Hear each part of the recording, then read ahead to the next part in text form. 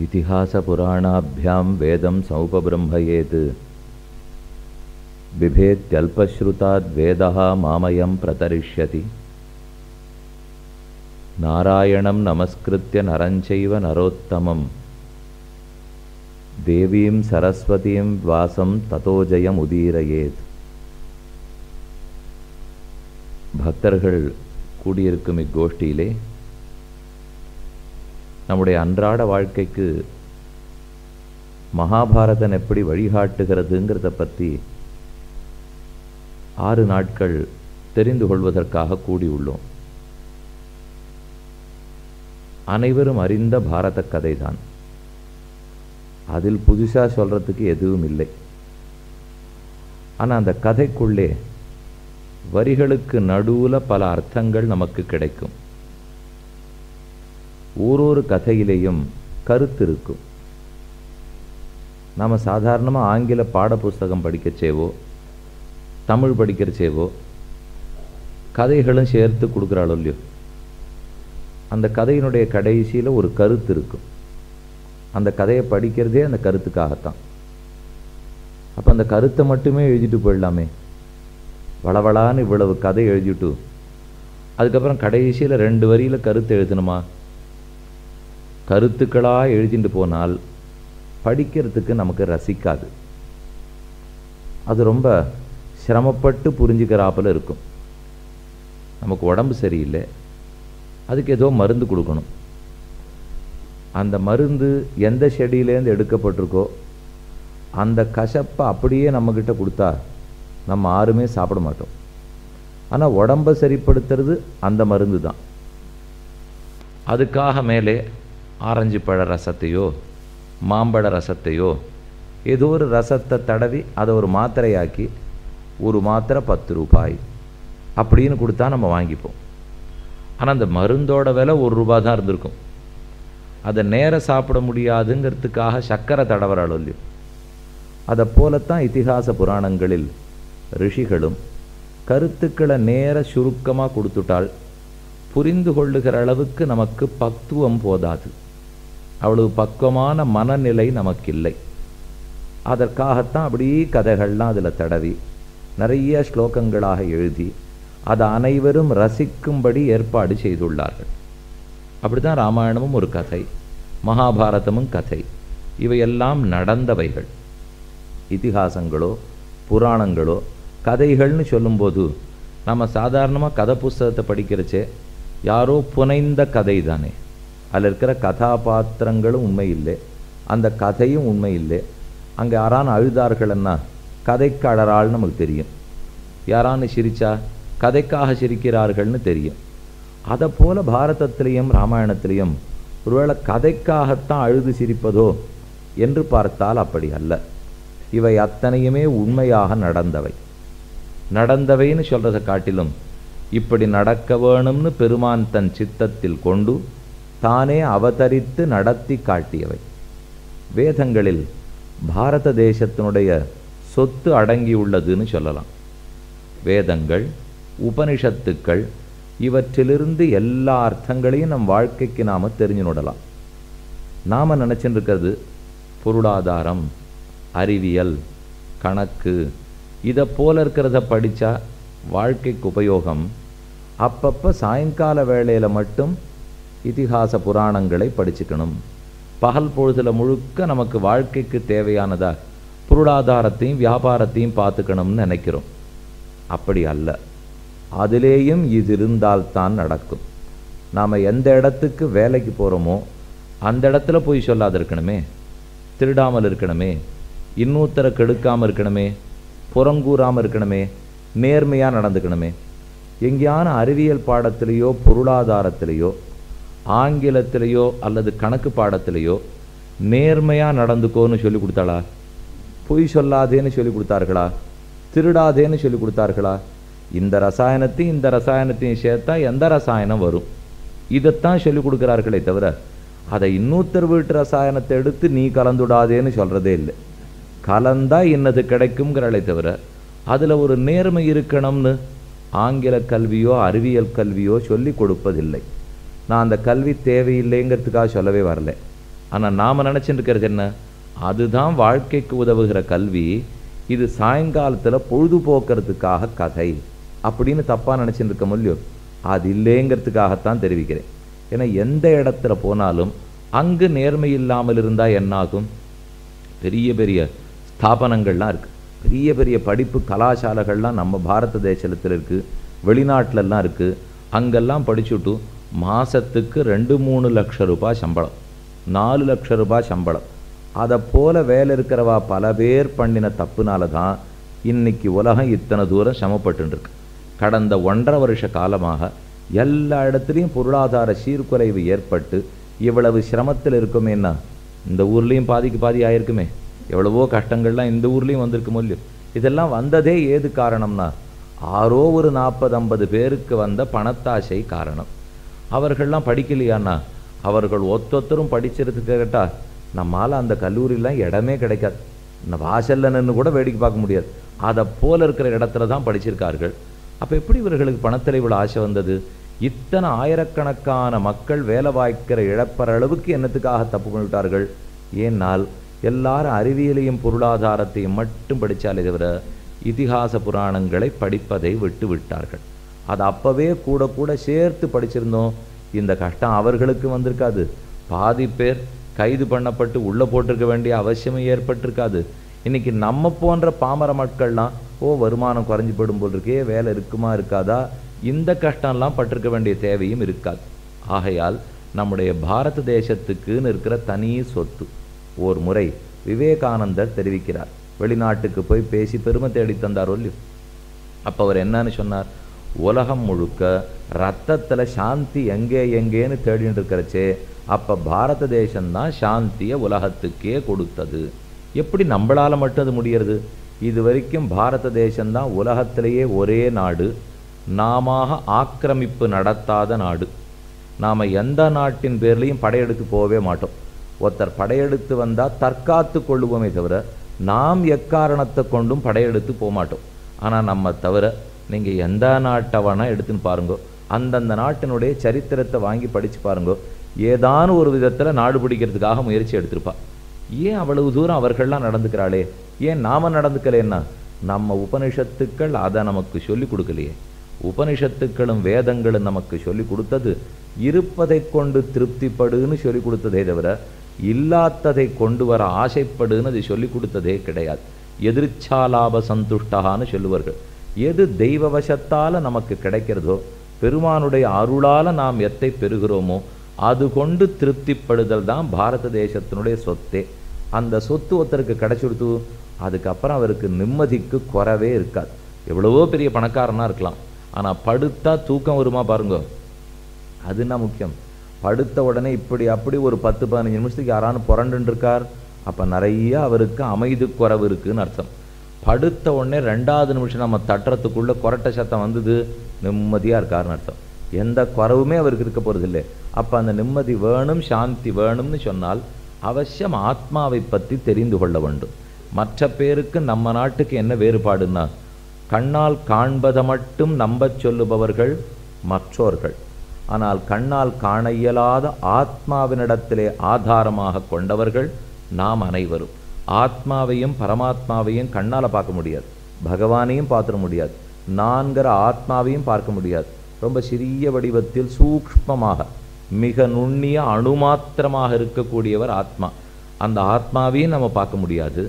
ஆத்மாவுக்குள்ளும் வியாபித்திருக்கிறாரே, அனைத்துக்குள்ளும் வியாபித்திருக்கிற பரமாத்மா அந்த எம்பெருமானையும் நம்மால் பார்த்துட முடியாது. ஆனால் அவர்கள் இருவரை ஆதாரமாக கொண்டுதான் அனைத்துமே இயங்குகிறது. நாம் கண்ணால் பார்க்குறத மட்டுமே நம்பிட்டு இருக்க முடியுமா?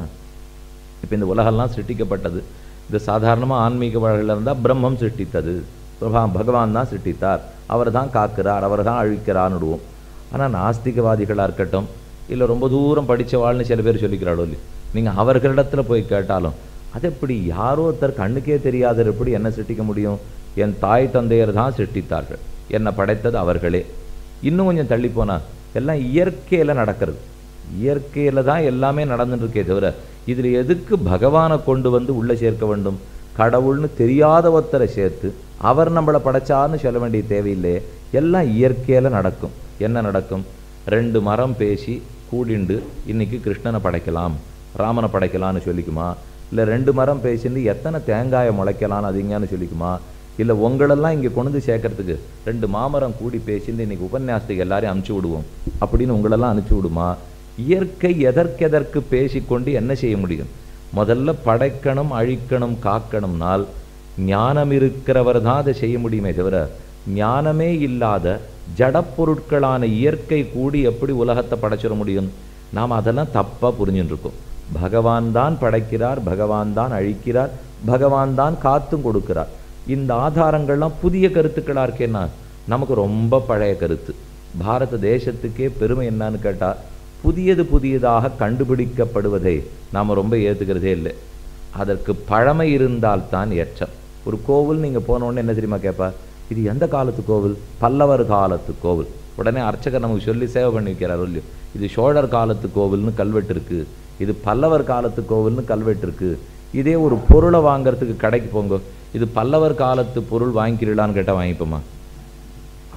நேத்திக்கு பண்ணதாக இருந்தால் கொடுங்கோ, இந்த மாத்திரை ரொம்ப நல்ல மாத்திரை, ஆனால் பல்லவர் காலத்தில் பண்ணது, வாங்கி வேணால் சாப்பிட்டுங்கோன்னா. அதுவே அந்த அட்டையிலே இது முடிகிற தேதி என்னன்னு போட்டிருக்குன்னு பார்த்து நம்ம வாங்கிட்டு இருக்கோம். எதுவாக இருந்தாலும் புது காய்கறி, நேத்தி காய்கறியினுடைய மிச்சம்னு சொன்னால் இன்றைக்கி அந்த காய்கறி நம்ம வாங்க போகிறது இல்லை. ஆனால் கோவிலுக்கு போகிறச்சே மட்டும் இது 1200 வருஷம், இது 1500 வருஷங்கிறா. அப்போ ஆன்மீகத்தில் எல்லாமே பழமை, மற்றத்தில் எல்லாமே புதுமை. இந்த புதுமையும் வரவேற்க வேண்டியதுதான், பழமையும் வரவேற்க வேண்டியதுதான். ஆனால் வேண்டுகோள் என்ன தெரியுமோ? பழமையை மறந்து மூட்டை கட்டி வச்சுட்டு புதுமை மட்டும் இருக்காதீர்கள். அதைத்தான் திரும்ப திரும்ப கேட்டுக்கிறார்களே தவிர, பழமைக்கு கொடுக்க வேண்டிய மதிப்பை கொடுக்கணும், வாழ்க்கைக்கு வேண்டிய வழிமுறைகள் அது காட்டி கொடுக்க போகிறது.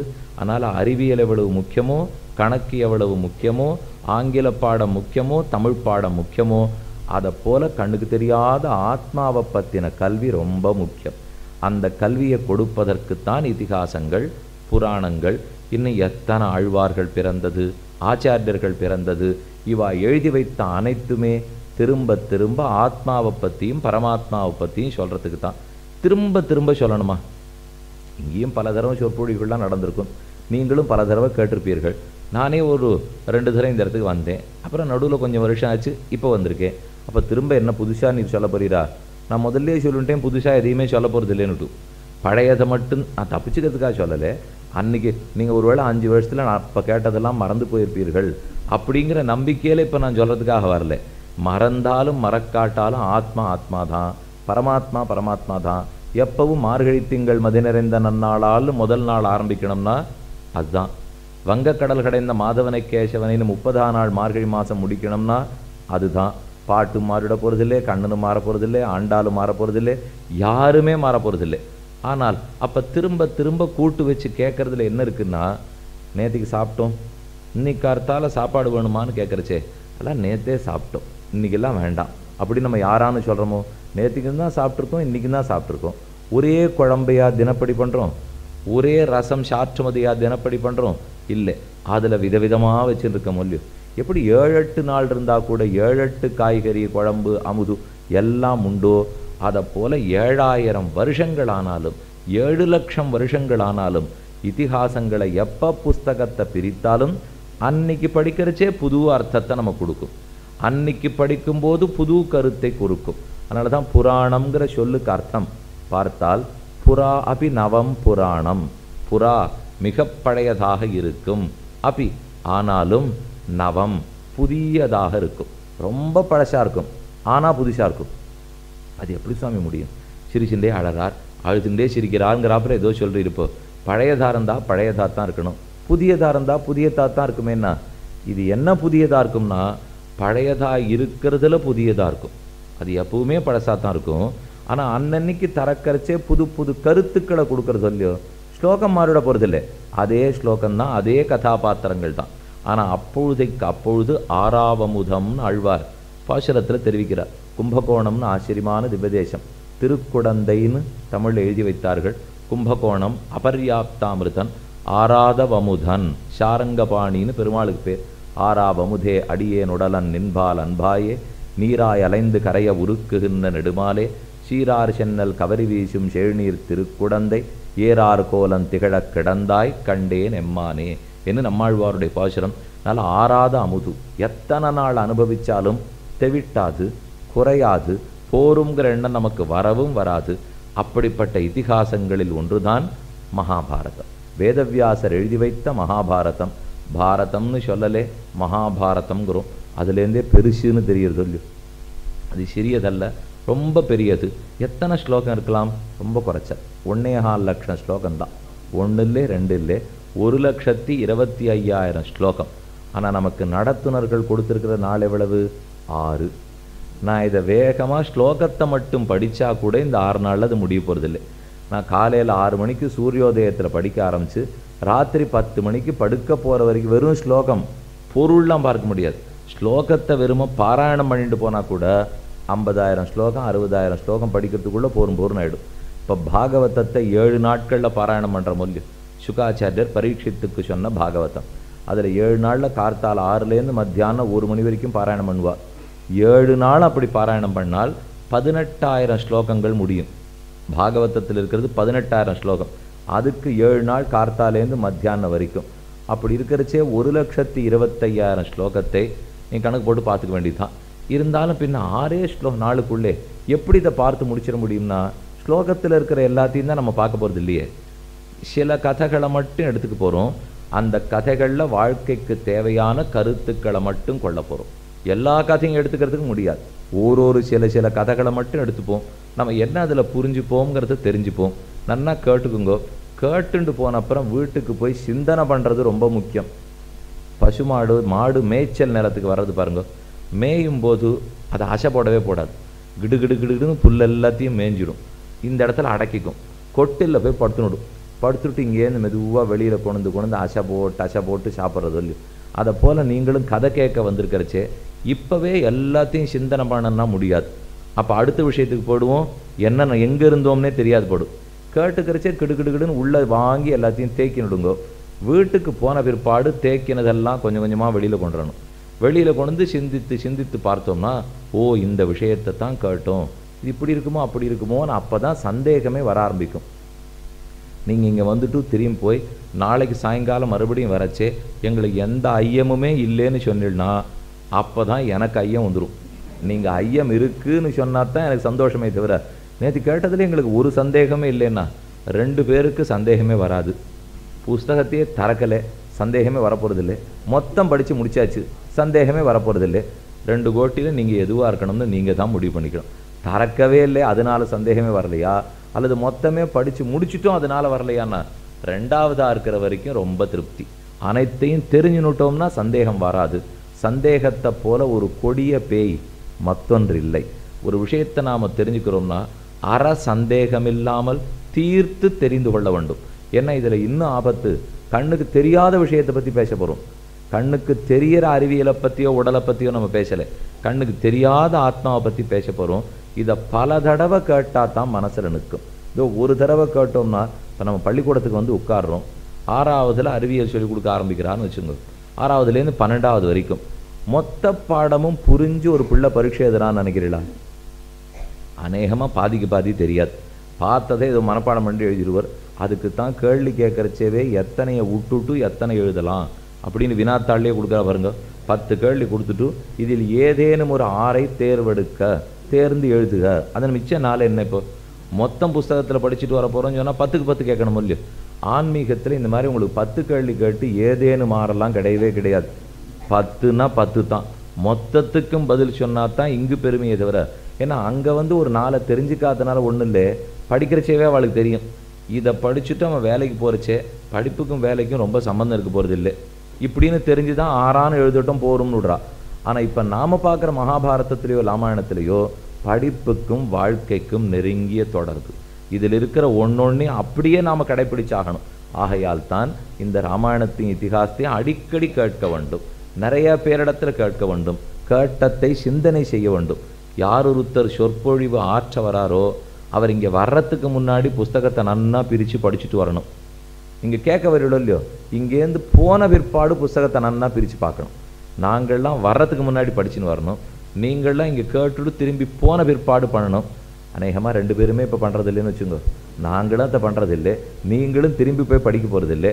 அப்படி இருந்துடக்கூடாது. அதனால் விஷயத்தை நன்கு உள்ளத்தில் தேக்கிக்கணும்.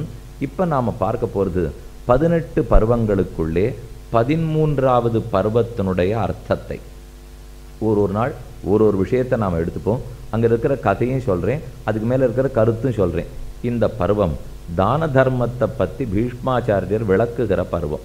13வது பருவத்துக்கு அனுசாசன பருவம்னு பேர். மொத்தம் 1.25 லட்சம் ஸ்லோகங்களையும் 18 பருவங்களாக பிரித்துள்ளார்கள். மகாபாரதத்துக்கும் 18க்கும் நெருங்கின தொடர்பு. பருவங்கள் எத்தனை? 18. கீதையில் அத்தியாயங்கள் எத்தனை? 18. பாரத போர் நடந்தது எத்தனை நாள்? 18. இப்படி ஒன்று ஒரு 18ன்னு வச்சுங்க. அதை போல இந்த பருவங்களின் கணக்கும் 18. அதில் 13வது பருவம் அனுசாசன பருவம். இந்த பருவத்திலே யுதிஷ்டிரன் பஞ்சபாண்டவர்களுக்குள்ள மூத்தவன், தர்மபுத்திரன். அவன் தர்மதேவதையினுடைய நேர்பிள்ளை. அவனுக்கு மனசில் ரொம்ப கிளேசம், ஒரே வருத்தம். என்ன வருத்தம்? தான் சண்டையே முடிஞ்சு போச்சே, இனிமே என்ன வருத்தம்னா, எத்தனை தான் கண்ணன் கீதை சொல்லியிருந்தாலும் கொன்னுட்டமேங்கிற வருத்தம், நரக்கத்துக்கு போயிட போகிறோமேங்கிற பயம், பாப்பம் வந்துடுமோ, உறவுக்காரர்களை கொன்னுட்டமே, கடைசியில் ஒரு ராஜ்ய இன்பத்துக்காக தர்மதேவதையினுடைய பிள்ளை யுதிஷ்டிரன் உறவுக்காரர்களை கொன்னுட்டான். இதை நினைக்க அவனுக்கு தாங்கவே முடியல.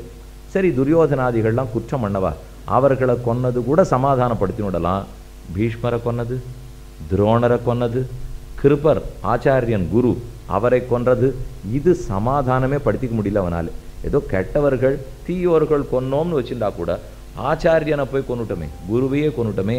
துரோணரை கொன்றது குற்றம். பீஷ்மாச்சாரியர் அவர்கள் இல்லாமல் தேவலை, மரணம் நடந்துடுத்து.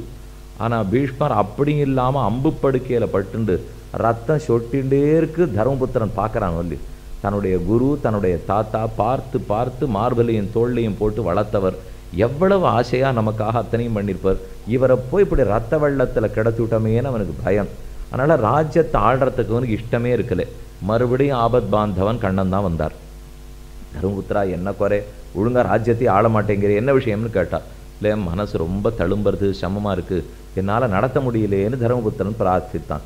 ஓ, பீஷ்ம பிதாமகர் இருக்கிறார், அவரிடத்துல போய் இந்த ராஜ்யத்தை ஆள்வதற்கு வேண்டியதை கேட்டுக்கோ, மனசாந்திக்கு வேண்டியதையும் கேட்டுக்கொள் என்று கண்ணன் சொல்ல, யுதிஷ்டிரன் ரொம்ப வெட்கப்பட்டார். நான் எந்த முகத்தோடு போய் அவரை பார்ப்பேன்?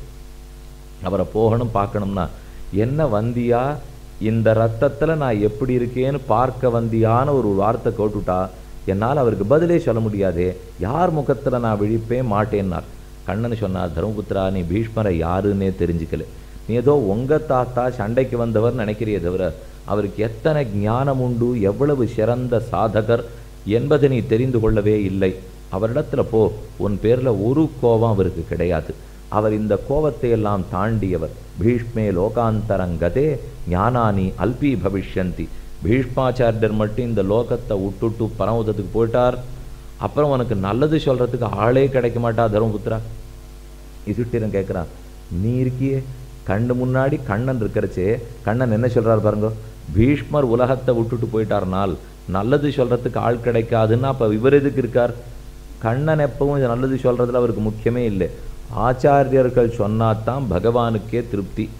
பகவான் ரொம்ப உபதேசம்லாம் பண்ணவே மாட்டார். இத்தனை அவதாரங்கள் பண்ணார், தப்பி தவறி ஒரு கிருஷ்ணாவதாரம் ஒரு கீதை சொல்லித்து. மற்றபடி வராக அவதாரத்தில் பெருமாள் உபதேசம் பண்ணாரா? நரசிம்மாவதாரத்தில் உபதேசமா? ராமாவதாரத்தில் உபதேசமா? மத்ஸ்யமூர்த்தி ஒருத்தரும் வாயை திறந்து பேசவே இல்லை. ஏதோ வேலைகளை பார்த்தார்கள், புறப்பட்டு போயிட்டார்கள். ஆனால் ஸ்ரீ கிருஷ்ணன் ஒருத்தர் தான் 700 ஸ்லோகங்கள் கொண்ட பகவத்கீதையை நமக்குன்னு உபதேசித்தார். ஆனால் அந்த கீதையை பற்றி முக்கியமாக சொல்லப்பட்டிருக்காருன்னா, கண்ணனுடைய சிறு பிராயத்து விளையாட்டுகளுக்கு கொடுக்கப்பட்ட முக்கியத்துவம் நம்ம புராணங்கள்லையும் சரி, ஆழ்வார்களுடைய பாசுரங்கள்லையும் சரி, இல்லை அதுக்கப்புறம் பிறந்த இலக்கியங்கள்லையும் சரி, கண்ணன் கீதை சொன்னாருங்கிறது முக்கியமாக எழுதவே மாட்டார். அவர் வெண்ணை திருடினார், பொய் சொன்னார், கோவர்தனோத்தரணம் பண்ணினார், இந்த கதை தான் இவாளுக்கு முக்கியமே தவிர, உரலில் கட்டி வச்சுட்டா, தள்ளிண்டு போனார், போய் காளி எண்ணெய் குடித்தார், கோவர்தனகிரியை தூக்கினார், இந்த கதைகளுக்கு கொடுக்குற முக்கியத்துவம் கீதை சொன்னதுக்கு ரொம்ப கொடுக்கறதே கிடையாது. அதனால் கண்ணனே சொல்லிக்கிறார், நான் சொன்னால் அது எடுபடாது, என்னை பற்றி ஆச்சாரியர்கள் சொன்னால் தான் அது நன்கு எடுபடும். என்னதான் இருந்தாலும் பகவானே வந்து பேசினார்னு வச்சுங்கோ, நாம் நம்ப மாட்டோம். என்ன, அவர் நம்ம ஜாதி வேறு, அவர் ஜாதி வேறு. அவர் முதலாளி ஜாதி, நாமெல்லாம் தொழிலாளி ஜாதி. அவர் சுவாமி ஜாதி, நாமெல்லாம் சொத்து தாத்தி. அவர் தலைவர், நாமெல்லாம் தொண்டர்கள். தொண்டர்களுடைய கஷ்டம் என்னைக்கான தலைவர்களுக்கு தெரிஞ்சிருக்கா? அது வழக்கமே கிடையாது. தொண்டர்களுடைய கஷ்டம் எப்பவும் தொண்டர்களுக்கு தான் தெரியும். அதனாலே நமக்கு ஆச்சாரியர்கள் வந்து உபதேசம் பண்ணால் நம்பிக்கை வரும். ஏன்னா அவர்களும் தொண்டர்கள், நாமும் தொண்டர்கள். எப்படி பெண்களுடைய வருத்தம் பெண்களுக்கு தான் தெரியுங்கிறாளோ, அதுபோல் தொண்டர்களுடைய வருத்தம் தொண்டர்களுக்கு தான் தெரியும். அதனால தான் பகவான் தர்மபுத்திரனிடத்தில் சொன்னார், அவர் புறப்பட்டு போயிட்டால் ஞானமே அஸ்தமித்து போய்விடும் யுதிஷ்டிரா. அவர் புறப்படுவதற்கு முன் போய் நிறைய விஷயங்களை கேட்டுக்கொள். அப்ப யுதிஷ்டிரன் யமுனைக்கரை ஓரமாக வருகிறான். அங்குதான் அம்பு படுக்கையில் பீஷ்மாச்சாரியர் கிடக்கிறார். அவரை விழுந்து வணங்கி நிறைய அர்த்தங்களை கேட்டுக்கொள்ளுகிறான். பாரதத்தில் ரொம்ப முக்கியமான பகுதின்னு சொல்லணும்னால் பீஷ்மர் தர்மபுத்திரனுக்கு செய்த உபதேசங்கள், அதை பற்றி தான் மேலும் நாம் பார்க்க போகிறோம். விஷ்ணு சஹஸ்ரநாமாத்தியாயமே இதில் தானே இருக்குது. 1000 திருநாமங்களையும் பீஷ்மாச்சாரியர் தர்மபுத்திரனுக்கு உபதேசிக்கிறார். தர்மபுத்திரன் கேட்கிறான், சுத்வா தர்மான சேஷேன பாவனானிச்ச சர்வசா யுதிஷ்டிர சாந்தனவம் புனரேவாபிய பாஷத. மறுபடியும் மறுபடியும் கேட்டு கேட்டு பயன் பெற்றவன் யுதிஷ்டிரன். அதை போலே இப்போ நாம் பார்க்க போகிற அனுசாசன பருவத்திலே முதல் உபபர்வ, ஒரு பருவத்தையும் உபபர்வங்களாக பிரிப்பார்கள். இப்போ நாம் பிரிக்கிற மொழியோ ஒரு சாப்டர் அப்படின்னு சொல்கிறா, அதுக்குள்ளே பேராகிராஃப் அப்படின்னு பிரிக்கிற மொழியோ. நான் சாதாரண உபன்யாசத்தும் போது ஆங்கிலம் உபயோகப்படுத்துறதே இல்லை. தமிழ்னா தமிழ் தான், உனக்கு புரியணுங்கிறதுக்காக ஒரு வார்த்தை சொன்னேன். இப்போ அதை போல தான் பருவம்னு பிரித்து அதுக்குள்ளே உபபருவங்கள்னு பிரித்தார்கள். உபபருவத்தில் தான தர்ம பருவம், தானம் செய்ய வேண்டியது எப்படி, தர்ம காரியம் செய்ய வேண்டியது எப்படி என்று தர்மபுத்திரனே பீஷ்மாச்சாரியரிடத்திலே கேட்கிறான். பீஷ்ம அப்படின்னால் பயங்கர, கோர, கடினமான அப்படின்னு அர்த்தம். ஏன் இவருக்கு பீஷ்மர்னு பேர் வந்ததுன்னா, முதல்ல அவர் தாய் தந்தையர்கள் இட்ட பெயர் பீஷ்மருங்கிறது அல்ல. அவர் கங்கையினுடைய மைந்தன் காங்கேயன் என்னவரை சொல்லுவார்கள். அவர் பிரதிஜை பண்ண பிற்பாடு தான் அவர் பீஷ்மர் ஆனார். அதாவது இந்த தாய் இந்த தந்தை இவர்கள் இருவரும் கல்யாணம் பண்ணிக்கணுங்கிறதுக்காக நான் இனி கல்யாணமே பண்ணிக்கொள்ள மாட்டேன்னு அவர் பிரதிஜை பண்ணார் இல்லையோ. அவர் பண்ண சத்தியம் ரொம்ப கோரமான சத்தியம். சாதாரணமாக யாரும் அதை பண்ண மாட்டார்கள். அதனால தான் பீஷ்ம பிரதிஜை செய்தவர் பீஷ்மர். பீஷ்ம பிரதிஜைன்னா கடினமான பிரதிஜை பண்ணியிருக்காரோ இல்லையோ. அதனால் வெறும் பீஷ்மர் இல்லை, இது பீஷ்மர்னா கடினமானு மட்டும் அர்த்தம். ஆனால் பீஷ்ம பிரதிஜைன்னு சேர்த்து வச்சுக்கணும். அவ்வளவு பெரிய சத்தியம் பண்ணவர். நல்ல சத்தியத்தின் உருவமாகவே கிடக்கிறார், தவத்தின் உருவமாகவே கிடக்கிறார். பொய் தெரியாது, சூது தெரியாது, மாற்றி பேச தெரியாது, யாரையும் திசை திருப்ப வேண்டிய அவசியமே இல்லை. ஒருத்தர் மரணப்படுக்கையில் படுத்துண்டு இன்னொருத்தன் கேட்கறதுக்கு உபதேசிக்கிறார்னு சொன்னால் அதை நம்பலாமா வேண்டாமா சொல்லுங்க. இப்போ இவ்வளோலாம் எழுதி வச்சிருக்காளே சுவாமி, இதெல்லாத்தையும் நீங்கள் சொல்லியிருக்கிறபடி நான் நம்புறதுன்னு எப்படி தெரிஞ்சுக்கிறது? நீங்கள் பாட்டு எங்களை குழப்பி விட்டுட்டீங்களான்னா இப்போ அவர்களுக்கு நம்மளை குழப்பணுங்கிற தேவை இருக்கான்னு பார்க்கணும். பீஷ்மாச்சாரியருக்கு இன்னைக்கு திருப்பூரில் உட்காந்து கேட்டுன்னு இருக்கிறவாளே அவசியம் குழப்பணும் இப்படின்னு ஏதான அங்கே இருக்க போகிறவருக்கு ஆசையா? அவருக்கு நம்ம முகமே தெரியாது. அவருக்கு தெரிஞ்சதெல்லாம் பகவான், தெரிந்ததெல்லாம் பக்தி. அதனால் இதிகாச புராணங்களை தைரியமாக நம்பலாம். அதே நம்ம இப்போ வாசலில் போவோம், அவரவர்கள் மேடை போட்டு இதை பண்ணுங்கோ அதை பண்ணுங்கோன்னு தங்களுக்காக பண்ண சொல்கிறாளோ இல்லையோ, அப்படியே நம்பிடலாமான்னா அது திசை திருப்புற பேச்சு. ஏன்னா தங்களுக்கு காரியம் ஆகணுங்கிறதுக்காக நம்மளை பண்ண சொல்லுவாளே தவிர நம்ம காரியத்துக்காக அவா முயற்சி எடுக்கவே போகிறதில்லை. ஆனால் பீஷ்மரோ துரோணரோ வியாசரோ யாராக இருந்தாலும் நம் நன்மைக்கு பாடுபட்டவர்கள். ஏன்னால் அவர்கள் அனைத்து நன்மைகளையும் அடைந்தவர்கள், நாம் கொடுத்து எதையுமே வாங்கி கொள்ள போகாதவர்கள். இப்போ பீஷ்மாச்சாரியர் தர்மபுத்திரனுக்கு உபதேசம் பண்ணுறார். எவ்வளவு கொடுத்தா சொல்லுவார்? 1,00,000 ரூபா சம்பாவனை பண்ணால் சொல்லிவிடுவாரா? 10 மாடு ஓட்டி விட்டா சொல்லுவாரான்னு கேட்டால் அவரே அம்பு படுக்கையில் படுத்துட்டுருக்கார். இவன் கொடுத்துற லட்சமும் வேண்டாம், கரவ மாடும் அவருக்கு தேவையில்லை. அப்போ சொல்கிறார் எதற்குனால் அவள்கிட்ட ஒன்றே ஒன்று தான் எதிர்பார்ப்பு. சாதாரணமாக நம்ம இப்போ புஸ்தகம் எழுதுகிறோம், புஸ்தகம் எழுதினா அதுக்கு ஒரு தொகை வரும் தெரியுமா?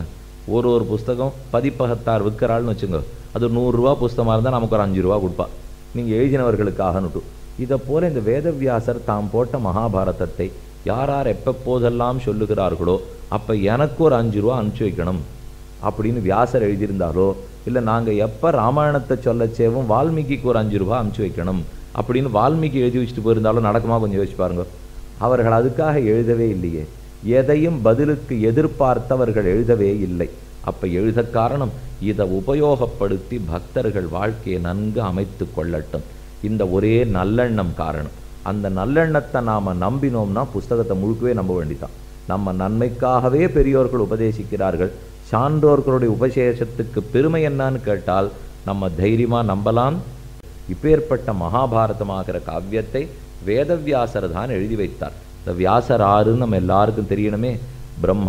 பிரம்மாவனுடைய பிள்ளை வசிஷ்டர், வசிஷ்டர் பிள்ளை சக்தி, சக்தியோட பிள்ளை பராசரர், பராசர மகர்ஷிக்கு பிள்ளை வேதவியாசர், வியாசருடைய பிள்ளை தான் சுகர். இந்த ஸ்லோகம் நித்தியம் சொல்றீள். வியாசம் வசிஷ்டன் அப்தாரம் சக்தே பௌத்திரம் அகல்மஷம் பராசராத்மஜம் வந்தே சுகதாதம் தபோநிதிம். இது அந்த பரம்பரையை சொல்றது. பிரம்மா பிள்ளை வசிஷ்டர், பிள்ளை சக்தி, பிள்ளை பராசரர், பிள்ளை வியாசர், பிள்ளை சுகர். கொஞ்சம் யோசிச்சு பாருங்க. இதை போல ஒரு 7 தலைமுறை நம்ம குடும்பத்தில் இருந்திருந்தா எப்படி இருப்போம்? நம்மளை பிடிக்கவே முடியாது. இந்த ஒன்றுமே இல்லாத இப்போ இருக்கிறதுக்கே இந்த நெஞ்ச நிமித்தின்னு நாம் பேசிக்கிறோம். என்னுடைய தாத்தா ஆறு, என்னுடைய தப்பா ஆறு, நான் ஆறு, பிள்ளை ஆறு. சில பேருக்கு பிள்ளையால் பெருமை இருக்கும், சில பேருக்கு தந்தையால் பெருமை இருக்கும். ஆனால் வியாசருக்கு தந்தை பராசர ரிஷியாலையும் பெயர், வியாசருக்கு தன் பிள்ளை சுகாச்சாரியராலையும் பெயர். எந்த பக்கத்தில் பார்த்தாலும் ஓர் குறை கிடையாது. உலகத்தின் நன்மைக்குன்னே வாழ்ந்த குடும்பம். ஒரு நாள் 2 நாட்கள் அல்ல, பல பரம்பரைகள், பல தலைமுறைகளாக லோகத்தினுடைய க்ஷேமம் அதுவே நமக்கு முக்கியம்னு வாழ்ந்து சொல்லியோ. இந்த ஒன்று போரும் நாம் இதை கடைப்பிடிக்கணும், பின்பற்றணுங்கிறதுக்காக. ஆக தர்மபுத்திரன் நேரே பீஷ்மாச்சாரியரை கிட்டுகிறான். அவரை விழுந்து வணங்கி தன் உள்ளத்தில் இருக்கிற வருத்தத்தெல்லாம் கொட்டிக்கிறான்.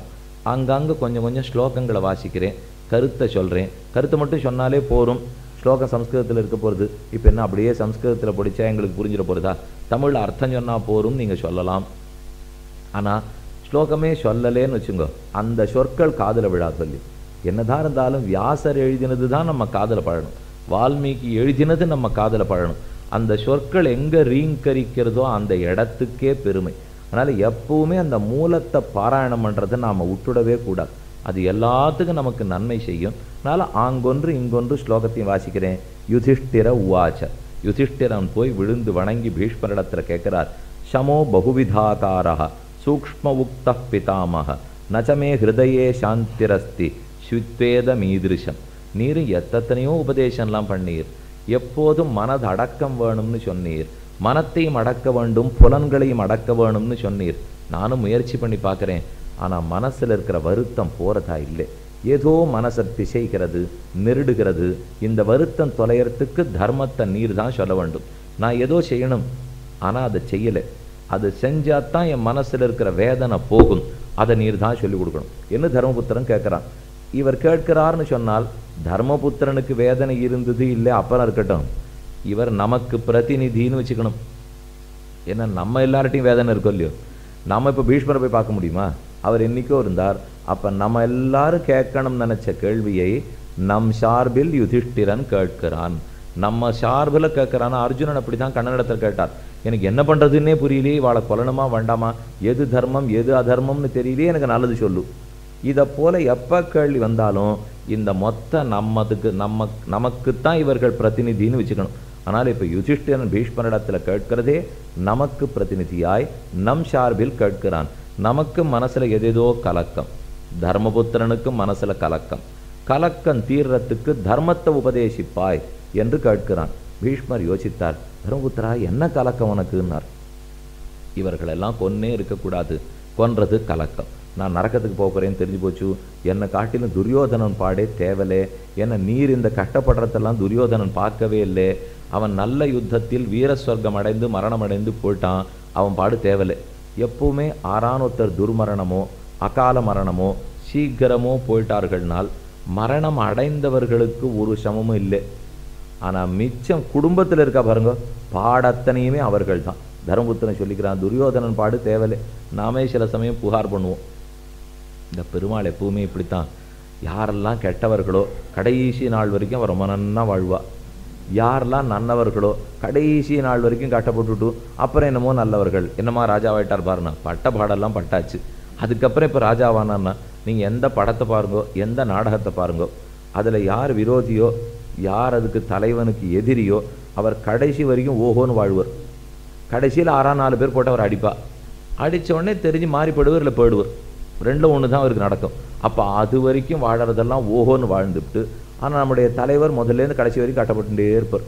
கடைசியில் அவர் அப்புறம் நன்னா இருந்தாருன்னு மட்டும் நம்மளுக்கு யாரும் காட்டுறதே இல்லை. அதோட சுபம் அப்படின்னு போட்டு முடிச்சுடுறா. என்ன கஷ்டப்படுற வரைக்கும் காமிச்சு இல்லையா, அவர் சுகமாக இருக்கிறத காட்டக்கூடாதுன்னா அப்புறம் சுகமாக இருக்காருங்கிறதுல யாருக்கும் ஆசையே கிடையாது. நான் நித்தியப்படி நல்லவனாக தானே இருக்கேன். இந்த காவலாளிகள்லாம் வந்து என் முதுகலை தட்டி, நீ இன்னைக்கு முழுக்க திருடவே இல்லையாமே, இன்னைக்கு முழுக்க நீ பொய்யே சொல்லலையாமே, நன்று நன்று அப்படின்னு அவள் யாரும் சொல்லிட்டே போகிறதில்லை. ஒரு நாள் ஒரு இடத்துல உன்னை திருடினேன்னா பிடிச்சின்னு போய்ட்றானே. இந்த மாதிரி யாரானு சொல்ல முடியுமா? நான் என்னைக்கு தப்பு பண்ணுறேனோ அன்றைக்கி தான் பிடிச்சின்னு போவாளே தவிர 364 நாள் நான் ஒழுங்காக இருந்ததுக்காக ஒருத்தரும் தட்டி கொடுக்க மாட்டா. ஒரு நாள் தப்பு பண்ணேன்னா தான் அன்னைக்கு தான் பிடிச்சின்னு போயிடுவார்கள். அதனால் நாம் வாழ்க்கையில் வாழ்ந்து கொண்டு இருக்கிறோம். தர்மபுத்திரன் இப்போ நமக்கு பிரதிநிதியாக போய் கேட்குறார், மனசில் வேதனை சிரமமாக இருக்குது, அதுக்கு நீர்தான் ஏதேனும் வழி சொல்லி கொடுக்க வேண்டும். ஏன் வேதனை? இவர்களையெல்லாம் கொன்னுட்டமேங்கிற வேதனை. பீஷ்மர் கேட்டார், இவர்களெல்லாம் ஆர் கொன்னது தர்மபுத்திரா? நான் தான் கொன்னேன். நான் கொன்னபடியால் தான் எனக்கு வருத்தம். ஏன் மற்ற பேர் யாருமே உன்னுடைய கோட்டியில் இல்லையா? அர்ஜுனன் கொல்லலை, நகுலன் கொல்லலை, சகதேவன் கொல்லலை, பீமசேனன் கொல்லலை. இன்னும் கேட்டால் இந்த 100 பேரை கொன்னது பீமசேனன் தான். ஆனால் நான் கொன்னுட்டேனே தர்மபுத்திரர் வருத்தப்பட்டு இருக்காரே. ஏன்னா நாங்கள் எல்லாரும் ஒரே கோட்டி, நாங்கள் சேர்ந்து தான் இந்த காரியத்தை பண்ணோம், அதனால தான் எனக்கு வருத்தம். பீஷ்மர் தெரிவிக்கிறார், பீமசேனன் கொன்றத்தை நீ கொன்றதல்லன்னு சொல்வியோ இல்லையோ, நகுலன் கொன்றத்தை நீ கொன்றதல்லன்னு சொல்வியோ இல்லையோ, சகதேவன் கொன்றதை நீ கொன்றதல்லன்னு சொல்வியோ இல்லையோ, அதே போல நீ கொன்றதும் நீ கொன்றதல்ல. அதைத்தான் சொல்ல வரேன் தர்மபுத்திரார், கொஞ்சம் யோசித்து பார். தர்மபுத்திரனுக்கு ஆச்சரியம். அவர் கொன்னார்னா வாஸ்தவம் நான் கொல்லலைன்னு சொல்லலாம். நானே கையால் ஓங்கி அடிச்சுவிட்டு ஒருத்தர் என்னை பிடிச்சி ஏன் அடிச்சேன்னு கேட்குறச்சே, என் கை அடிச்சுது, என்னை ஏன் கேட்டீள்னு சொன்னால் ஆறானு சும்மா இருப்பாளா? உம்மை கை அடிச்சதுன்னா நீர் தான் அடிச்சு அர்த்தனை பிடிச்சின்னு போடுவாளோ இல்லையோ. அதை போல யோசிச்சுட்டு இருக்கு. இப்போ சந்தேகம், நான் தானே இத்தனை பேரை கொண்டு இருக்கேன், அவா கொன்னத்தை நான் கொன்னல சரி, ஆனால் நான் கொன்னத்தை நானே கொண்டிருக்க வேண்டும்னா அது இல்லை. அதை விளக்குவதற்கு தான் உனக்கு ஒரு கதை சொல்கிறேன். பீஷ்மாச்சாரியர் ஒரு ஆச்சரியமான கதை. இந்த கதையில் இப்போ 4-5 கதாபாத்திரங்கள் வரப்போறா. அவரவர்கள் பேச போறா. ஒத்தொத்தரும் என்ன சொல்ல போறாள்னா, இதுக்கு நான் காரணம் இல்லை, இதுக்கு நான் காரணம் இல்லை, இதுக்கு நான் காரணம் இல்லை. இவ்வளவுதான் கதை. இப்போ யாரோ ஒரு சின்ன பிள்ளை போயிட்டான், அவனுக்கு மரணம் ஏற்பட்டுடுது, ஒரு பாம்பு கடிச்சுடுத்து. அந்த மரணம் ஏற்பட்டதுக்கு யார் காரணம்? பாம்பு காரணம். பாம்பு தானே கடிச்சது. இப்போ அந்த பாம்பே காரணம்னு அந்த வேடன் ஒருத்தன் அதை பிடிச்சி வச்சு அடித்து கொல்றதுக்கு போகிறான். பாம்பு சொல்கிறது நான் காரணம் இல்லைன்னு கொடுத்து, அது இன்னொருத்தனை கை காட்டிது. அவரை பிடிச்சி நீதான் காரணமானு வேடன் கேட்டான், நானும் இல்லைன்னு அவர் இன்னொருத்தனை கை காட்டார். அவரை பிடிச்சி நீதான் காரணமானு வேடன் கேட்டான், நானும் இல்லைன்னு அவர் இன்னொருத்தர் கை காட்டார். இவர்கள் காரணம் நினச்சி 4 பேரையும் கூட்டுண்டா. கூட்டு நிறுத்தி வச்சு கேட்டால் மொத்த பேரும் பிரமாணம் பண்ணுறா, நாங்கள் ஒத்துருமே காரணம் இல்லைன்னு. ஆச்சரியமாக இருக்கே. இது சாதாரணமாக நம்ம நீதிமன்றங்களில் தான் இதை போல் நடக்கும். இது என்ன இங்கேயும் இதே போல் வம்புந்துருத்தான் நமக்கு தோணும்.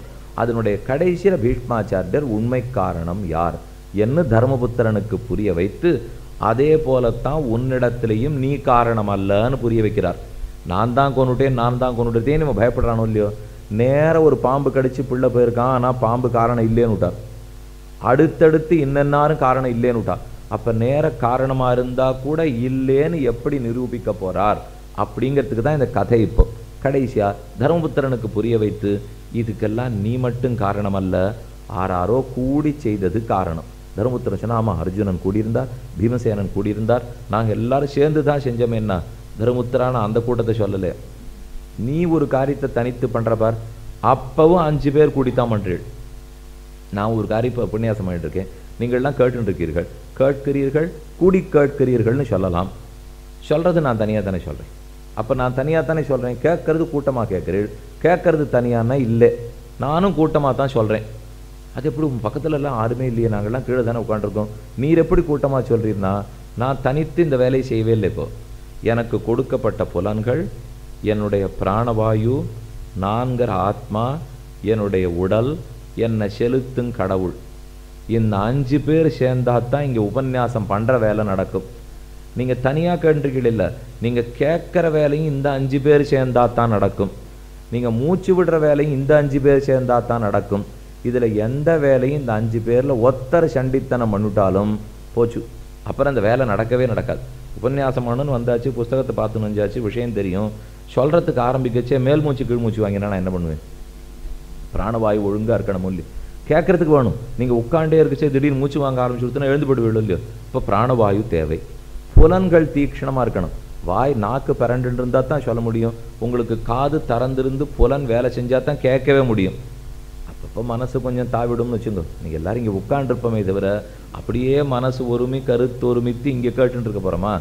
இந்த நேரத்துக்குள்ளே எங்கெங்கே என்னென்ன கேளிக்கையெல்லாம் நடந்திருக்கோ 6 நாள் இங்கே கொண்டு வந்து உட்காத்தி வச்சுட்டா இதே போல் வேறு நம்ம கேட்டுன்னு இருக்க வேண்டிய இது நாளைக்கு வேறு உண்டான், நாளைக்கு வேறு உண்டான், இது தினப்படி வந்து கேட்கணும்னு மனசு எங்கேயோ போயிட்டே இருக்கும். ஆனால் காது ஒழுங்காக நான் சொல்கிறது கேட்கும். அது இங்கே தான் இருக்கும். ஆனால் மனசு அப்படியே குரங்காட்டம் தாவிட்டு திரும்பி வருது இல்லையோ. அதனால் புலன்கள் அடங்கித்தான் கேட்கறதுக்கு முடியும். பிராணவாயு ஒழுங்காக வேலை செஞ்சால் தான் கேட்கறதுக்கு முடியும். உடம்பே இல்லைன்னா எப்படி கேட்கறது? அப்போ உடம்பு தேவை. இது இத்தனையுமே இருந்தாலும் கடவுள் இருந்து இன்னத்தை இப்போ கேட்கணும்னு செலுத்தாட்டா எப்படி கேட்கறது?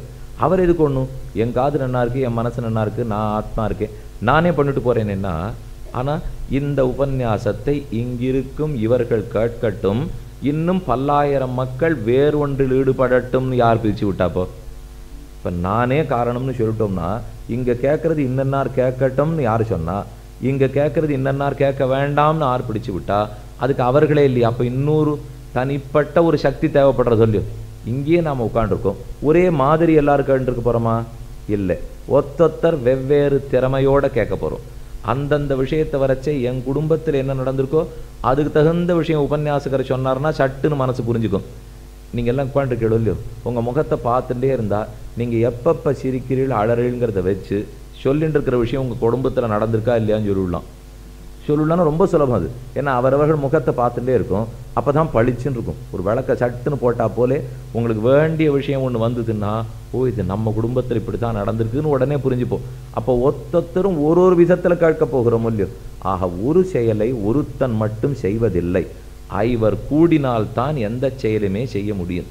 அப்போ 5 பேர் கூடி பண்ணத்தை போய் தர்மபுத்திரா ஏன் நீயே பண்ணேன்னு சொல்லிட்டு இருக்கேன். இது நீ மட்டும் செய்ததல்ல, பலரும் கூடி செய்தது என்பதற்குத்தான் ஒரு கதையை இப்போ பீஷ்மாச்சாரியர் சொல்ல போறார். வயம் ஹி தாத்தராஷ்டிராச்ச காலமன்யு வசங்கதாக கிருத்வேதம் நிந்திதங் கர்ம பிராப்ஸ்யாம காங்கதிம் நிருப. ஏ பீஷ்மாச்சாரியரே, நாங்கள் பண்ணியிருக்கிற பாவத்துக்கு எந்த நரக்கம் கிடைக்க போகிறதுன்னு சொல்லும். தர்மபுத்திரன் கேட்டான். பீஷ்மர் சொல்றார், ஒரு நரக்கமும் கிடைக்க போறதில்லை, நீ நல்ல வீர ஸ்வர்க்கத்துக்கு போக போகிறாய், ஸ்வர்க்கத்துக்கு செல்வாய், உனக்கு பாபம் சேராது. ஏன் இந்த செயலாலும் உனக்கு பாபம் வராதுங்கிறதுக்காக ஒரு கதை சொல்லுகிறேன், கேட்டுக்கொள். இதந்து தார்த்தராஷ்டிரஸ்ய ஸ்ரேயோமன்யே ஜனாதிப துரியோதனோகி சமரே சகசைன்யே சகானுஜா நூனம் கி பாபகர்மாண தாத்ரா சிருஷ்டாஸ்ம ஹே நிருப அந்யஸ்மின்னபி லோகேவை யதாமுச்சியேம கில்பிஷாத். இந்த பாபத்திலிருந்து வெளியில் வருவதற்கு வழி இருந்தால் சொல்லு. நாம் ஒத்தொத்தரும் பலவிதமான பாபங்களை பண்ணியிருக்கோம். பாபங்கள் புண்ணியமும் பண்ணியிருக்கோம், புண்ணியமும் நிறையா பண்ணியிருக்கோம், பாபங்கள் கொஞ்சம் அதிகமாக பண்ணியிருக்கோம். புண்ணியத்தை காட்டிலும் பாபத்தினுடைய கணக்கு கொஞ்சம் கூட இருக்கும். அது அவளே எண்ணி பார்த்துக்கலாம்னு வச்சுங்க. நாமே எண்ணி என்னென்ன பாவம் பண்ணியிருக்கோம், என்னென்ன புண்ணியம் பண்ணியிருக்கோம்னா எண்ணறதுக்கு முதல் விரல் விடணுமே. விட்டான்னா அப்புறம் அடுத்த விரலுக்கு போகிறதுக்கு புண்ணியத்துக்கும் விரலையே விட முடியல, பாவத்துக்கும் விரலையே விட முடியல. ஏன் சுவாமின்னா பாபம் எத்தனை பண்ணியிருக்கோம், விரலை விட்டால் வலிக்கிறது, அதனால விட முடியல. புண்ணியம் ஒன்றான்னு இருந்தால் ஒன்றுன்னு விரல் விடலாம், ஒன்று கூட இல்லை. அதனால் பாவத்துக்கும் விரலை விட்டு எண்ண முடியல, புண்ணியத்துக்கும் விரலை விட்டு எண்ண முடியல. விரலை விட்டுட்டே இருந்தால் எத்தனைன்னு எண்ணி முடிக்கிறது, பாவம் அத்தனை இருக்குது. ஒன்றான்னு இருந்தால் முதல் விரல் சுண்டு விரலை மடக்கலாம், புண்ணியம் அந்த முதல்து கூட இல்லை. இப்படித்தான் ரெண்டையுமே ஒன்று வச்சுக்கலாம். பாவமும் புண்ணியம் எங்கள்கிட்ட சமசுவாமி, ஏன்னா ரெண்டுத்துக்குமே விரலை விட முடியல. அப்படிங்கிறதுக்கு வேணால் நம்ம இப்போ வச்சுக்கலாமே தவிர. அதனால் பாவ புண்ணிய ரூபமான கர்மங்கள், அந்த கர்மங்களை பலவற்றை நாம் செய்து வைத்திருக்கிறோம். நாம் இப்போ செஞ்சது தான் எதிர்கோட்டில் இருக்கிற அனைத்து பேரையும் நான் கொல்லுட்டேன், அந்த கொன்ன பாபத்திலிருந்து வெளியே வருவதற்கு வழியாது. நீ பண்ணத்துக்கு பிராயச்சித்தம் பண்ணுன்னு பீஷ்மர் சொல்ல போறாருன்னு தர்மபுத்திரன் நினைக்கிறான். ஆனால் அவர் சொல்ல மாட்டேங்கிறார். இது நாமே பல சமயத்தில் இந்த பிராயச்சித்தங்களில் சிக்கிண்டு ரொம்ப தவிப்போம். நாம் சிலதை பண்ணியிருப்போம். இந்த வாராந்திரம் புஸ்தகம் வருது பாருங்கள், புதன்கிழமை, வியாழக்கிழமை, வெள்ளிக்கிழமை, ஒரு வாரமானால் ஒரு புஸ்தகம் வந்துடும். நிறைய ஜோதிஷ புஸ்தகம் வரும். அதாவது எல்லாரும் இப்போ பக்தி புஸ்தகம் வேறு நடத்த ஆரம்பிச்சிட்டா. அதனால் ஜோதிஷம் வந்துடும், பக்தி வந்துடும், வாங்கி படிச்சுவோம். ஜோதிஷம் உண்மை, அதில் ஒரு குறவும் இல்லை. வேதத்துக்கு அங்கன் ஜோதிஷ சாஸ்திரம். ஆனால் அந்த ஜோதிஷ சாஸ்திரம் எதற்காக பகவானால் படைக்கப்பட்டதுங்கிறத தான் விட்டுட்டோம். அவர் அதை எந்த பயனுக்காக படைத்தாரோ அதை மட்டும் நாம் பண்ணுறதே இல்லை. சரியாக அமாவாசை காலத்தை குறிக்கணும், கிரகண காலத்தை குறிக்கணும், மாசப்பிறப்பு காலத்தை குறிக்கணும், திதி சிராத்தங்களை சரியாக பண்ணணும், அமாவாசை தர்ப்பணம் ஒழுங்காக பண்ணணும், பித்ருஷாத்தம் மாத்ருஷாத்தத்தை எல்லாத்தையும் ஒழுங்கா பண்ணணும். கர்மங்களுக்கு காலம் தப்பாத பண்ணணுங்கிறதுக்காகத்தான் ஜோதிஷம். கோள்களினுடைய ராசியை வைத்து காலத்தை கணித்து சரியா பண்றதுக்காக. ஆனா நாம இருமறத்துக்கும் தும்பறதுக்கும் வச்சுட்டோம். கார்த்தால எழுந்திருக்கிறச்சே என்னுடைய ஜோசியக்காரரை கூப்பிட்டு இன்னைக்கு இருமலாமா, தெற்கு நோக்கி போலாமா, வடக்கு நோக்கி போலாமா இப்படின்னு கேட்க ஆரம்பிச்சிட்டோம்னா அப்புறம் கடவுள் இடத்துல நம்பிக்கை குறையிறதுன்னு அர்த்தம். ரொம்ப தூரம் இதை நம்ப அப்ப அவர் எதுக்கு அப்புறம் எல்லாத்தையும் இந்த சனி பகவானும் வெள்ளி பகவானுமே பண்ணிட்டு போயிட்டாருன்னா அப்ப இவர்கள் எல்லாரையும் படைத்து காத்தளிக்கக்கூடிய கடவுளுக்கு என்ன வேற? அவரை நம்பித்தான் நாம நடந்து கொண்டிருக்க வேண்டும். அதனால சரணாகதி மார்க்கத்துல யார் வந்திருந்தாலும் அவர்கள் பகவானை மட்டும் நம்புவர்களே தவிர வேற எதிலையும் புத்தி செலுத்துவதே கிடையாது. ஆனா அவரவர்கள் அதுக்குன்னு வெள்ளி உங்களுக்கு தூக்கி கொடுக்க மாட்டார், சனி கட்டப்படுத்த மாட்டார்னு நான் சொல்லவே இல்லை. அது படுற கட்டத்தை படுத்துட்டு இருக்கத்தான் போறது. நாம் என்ன பண்ணலாம்னா அப்ப சனி பகவானை ஒழிச்சு விடலாமா? அது எப்படி சாமி ஒழிக்க முடியும்? இந்த ஊர்ல கொசு இருக்கான்னு எனக்கு தெரியாது, இருக்குன்னு வச்சுங்க. இப்போ ஏன் நான் வந்திருக்கிற ஊர்ல நிறையா இருக்கு, அதுக்காக சொல்லிக்கிறேன். இப்போ இந்த கொசு நம்மளை கடிக்க வருதுன்னா ஊர்ல இருக்கிற கொசுவை ஒழினா முடியுமோ? வேணும்னா நாம வலைய போட்டுட்டு உள்ள படுத்துக்கலாம், இவ்வளவுதான் முடியும். நம்மளை தற்காத்துக்கலாமே தவிர ஊர்ல இருக்கிற கொசு அழிக்கிறதுக்கு நாம ஆள் இல்லை. அதே போல சுகமோ துக்கமோ வாழ்க்கையில வந்துட்டே தான் இருக்கும். அதை தடுத்துறதுக்கு முடியாது, நிறுத்திட முடியாது. ஆனா அந்த இன்பத்தையும் துன்பத்தையும் அனுபவிக்கும் போது அதனால மனசு தழும்பாம கலங்காம இருக்கிற புத்தியை வளர்த்துக்கலாம். அதைத்தான் இந்த இதிகாசங்கள் புராணங்கள் அனைத்தும் நமக்கு சொல்லி கொடுக்கும். அதுதான் இப்ப பீஷ்மாச்சாரியன் திருத்தராஷ்டிரத்துல சொல்றார், நீங்க ஒண்ணு போத்திருப்பிள்ளை இப்படி மற்ற பேர்லாம் பிரச்சாரம்லாம் பண்றாள் இல்லையோ, உங்களுக்கு இனிமே கஷ்டமே வராது, உங்களுக்கு ஒரே பணமாக கொட்ட போகிறது, வந்துருங்கோ, வியாதியெல்லாம் தொலைஞ்சு போயிடும், நீங்கள் இருக்கிற உங்கள் தர்மத்தில் இது வரைக்கும் சனாதன தர்மத்தில் ஒன்றுமே சொல்லி கொடுத்ததில்லை, எங்கள் மதத்தில் சேர்ந்துருங்கோ, நாங்கள் உடனே எல்லாத்தையும் மாற்றி கொடுத்துட்றோங்கிறாள் இல்லையோ. என்ன மாறும்? ஒன்றும் மாறாது. அந்த மாதிரிலாம் மாற்றுறதுக்கு மனுஷனுக்கு சக்தி இருந்திருந்ததுன்னா உலகத்தையே நல்லதாக்கிட்டு போயிருக்கலாமே. அப்படிலாம் யாராலையும் மாற்றுறதுக்கு முடியாது. அவனவனுடைய கர்மத்தின்படி அவனவன் பட்டுத்தான் ஆகணும். நம்முடைய சம்பிரதாயத்தில் மட்டும் நம்ம சனாதன தர்ம வேத மார்க்கத்தில் பார்த்தா உங்களுக்கு இது கிடைக்கும் அது கிடைக்கும் வாங்கோன்னு சொல்லவே மாட்டா. இது ஒரு பெரிய குறைன்னே வச்சு விடலாம். ஏன்னா அது சொன்னா தான் மக்கள் வரேங்கிறான். ஆனால் இவர்களோ அதை சொல்றதே கிடையாது. ஞானத்தை வளர்த்துக்கோ, பக்தியை வளர்த்துக்கோ, ஆத்ம ஞானத்தோடு இரு, தியானம் பண்ணு. இப்படியே சொல்லியிருந்தா சுவாமி தியானம் பண்ண என் பொண்ணு கல்யாணம் ஆகுமோ, தியானம் பண்ணால் என்னுடைய பிள்ளைக்கு வேலை கிடைக்குமோன்னா வேலை கிடைக்குமோ இல்லையோ, வேலை கிடைத்ததுனால மகிழ்ச்சியோ கிடைக்காதனால துன்பமோ வராது. கிடைத்ததுனால மகிழ்ச்சி வந்து தாக்கறது இல்லையோ, தாக்காது. கிடைக்காதனால துன்பம் தாக்குறது இல்லையோ, தாக்காது. அந்த இன்ப துன்பங்களில் சுகதுக்கே சமயகிருத்வா லாபாலாபோ ஜயா ஜயோ தஸ்மாத் யுத்தாய யுத்தஸ்வ நைவம் பாபம் அவாப்ஸ்யசி. எந்த பாவத்திலும் செல்லாமல் சுகத்தையும் துக்கத்தையும் சமமா பாவிக்கும் தன்மை அது கொடுக்க போகிறது. அதனால தான் இப்போ என்ன பிராயச்சித்தம் பண்ணி பாவத்திலேருந்து வெளியில் வந்துள்ளான்னு தர்மபுத்திரன் கேட்குறார். நீ இந்த பிராயச்சித்தை பண்ணுன்னு அவர் சொல்ல போகிறது இல்லை. நீ முதல்ல குற்றமே பண்ணலையே தர்மபுத்திரா, அப்புறம் தான் நீ பிராயச்சித்தம் பண்ணணுமா வேண்டாமாங்கிற கேள்வி. நான் பண்ணலையா, அப்போ இந்த கொலைகளுக்கெல்லாம் நான் காரணம் இல்லையான்னு கேட்கிறான். அப்பதான் இவர் சொல்ல ஆரம்பிக்கிறார். பீஷ்ம உவாச்ச பரதந்திரம் கதம் ஹேதும் ஆத்மானம் அனுபஷ்யசி கர்மணாம் ஹி மகாபாக சூக்ஷ்மம் ஹேதத் அதீந்திரியம். நீ சுதந்திரன் அல்லன், நீ பரதந்திரன். சுதந்திரன்கிறது யாரு, பரதந்திரன்கிறது யாரு? 1947க்கு முன்னாடி நம்ம எல்லாம் பரதந்திரர்கள், 1947க்கு அப்புறம் நாம் எல்லாம் சுதந்திரர்கள். வாங்கிவிட்ட மூல்யம். இனிமேல் நாம் எல்லாம் எல்லாரும் இந்நாட்டு மன்னர்கள். அதனால நாம் எல்லாருமே சுதந்திரர்கள். பரதந்திரன்னா இன்னொருத்தருடைய ஆட்சிக்கு உட்பட்டு வாழ்ந்த மூல்யம். இன்னொருத்தர் தான் நாம் என்ன செய்யணும் செய்யக்கூடாதுன்னு பண்ணிந்தார், அது பரதந்திரன் அர்த்தம். நாமே நம்ம செய்ய வேண்டியதை முடிவு பண்ணிக்கலாம், அது சுதந்திரன் அர்த்தம். அதுக்கு தான் போராடினோம், அதுதான் நமக்கு கிடைச்சது 1947. இப்போ இவர் சொல்றது என்னன்னா, ஏ தர்மபுத்திரா, நீ இத்தனை பேரை கொன்ன பாரு, இதுக்கு நீ சுதந்திரனா முடிவெடுக்கல, நீ மற்றொருத்தனை சார்ந்து தான் முடிவெடுத்திருக்கிறாய். உலகத்தில் இருக்கிற அனைவருமே இன்னொருத்தரை சார்ந்து தான் முடிவெடுக்கணுமே தவிர தாங்களாக முடிவெடுத்துட முடியாது. இப்போ நான் சில கருத்துக்களை சொல்லிட்டு போகிறேன், கொஞ்ச நாள் வரைக்கும் அதை கேளுங்கோ. ஆனால் அது தப்புன்னு மேலே சொல்ல போகிறேன். ஆனால் அதை இப்போவே சொல்லிட்டோம்னா தப்பு சரியாக புரியாது. அதனால் தப்பை நன்னா முதல்ல புரிஞ்சுப்போம். புரிஞ்சின்ற பிற்பாடு இது தப்புங்கிறத அப்புறம் விஷயத்தை என்னன்னு விளக்குறேன். இப்போ ஒரு சொல்லிட்டு இருக்கிறது என்ன, நீ தான் காரணம் இல்லை, இது இத்தனைக்கும் யாரோ காரணம், நீ மற்றொருத்தரை சார்ந்திருக்கிறாய், ஆகையால நீ காரணம் இல்லை. அந்த விஷயத்தில் உனக்கு ஒரு கதை சொல்கிறேன் கேட்டுக்கொள் என்று 4 பேரை பற்றி தெரிவிக்கிறார்.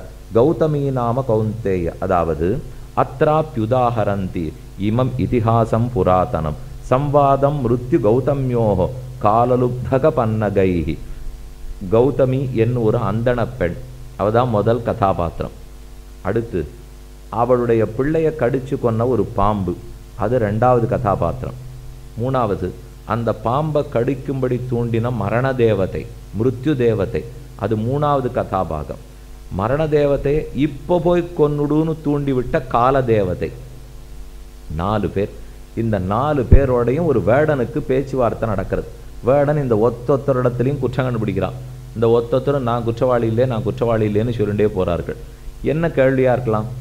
கௌதமிங்கிற அந்தண பெண், அந்தண பெண்ணுக்கு ஒரு பிள்ளை, அந்த பிள்ளைய பாம்பு கடிச்சு கொடுத்து அகால மரணம் ஏற்பட்டு போச்சு. பிள்ளைக்கு வயசால, ஆனால் பாம்பு கடிச்சு பிராணம் படுத்து. அதை பார்த்துட்டே இருந்த வேடனுக்கு வந்தது கோபம்.